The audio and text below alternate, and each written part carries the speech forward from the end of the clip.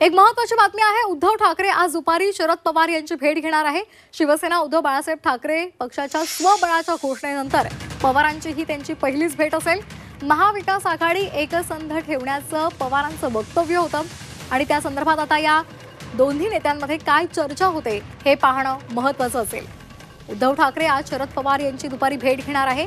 या भेटीदरम्यान नेमकं काय घडतं हे पाहणं महत्त्वाचं ठरणार आहे।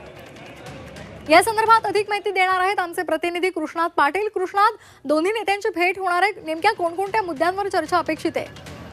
कल्याणी, मागील आठवड्यातच संजय राऊत आणि शरद पवार यांच्यामध्ये शिरोरोवर भेट झाली होती आणि त्यानंतर आता उद्धव ठाकरे थेट शरद पवार यांच्या भेटीसाठी जात आहेत आणि या दोघांच्या मध्ये प्रामुख्याने चर्चा असणार आहे की मवियाच्या भवितव्याच्या संदर्भात, कारण शिवसेना ठाकरे गटानं स्वबळाची घोषणा केलेली आहे, स्वबळाचा नारा दिलेला आहे। त्यामुळे मवियामध्ये एक प्रकारचं जो विसंवाद आहे तो यातून निर्माण झालेला पाहायला मिळतोय आणि हा विसंवाद मिटवायचा असेल आणि एकत्रितपणे पुढे जायचं असेल तर अशा प्रकारच्या बैठका घेणं गरजेचं असल्याचं शरद पवार यांनी म्हटलं होतं आणि त्यासाठी मी काँग्रेसची आणि उद्धव ठाकरे यांची देखील भेट घेणार असल्याचं मागील वेळी म्हटलं गेलं होतं।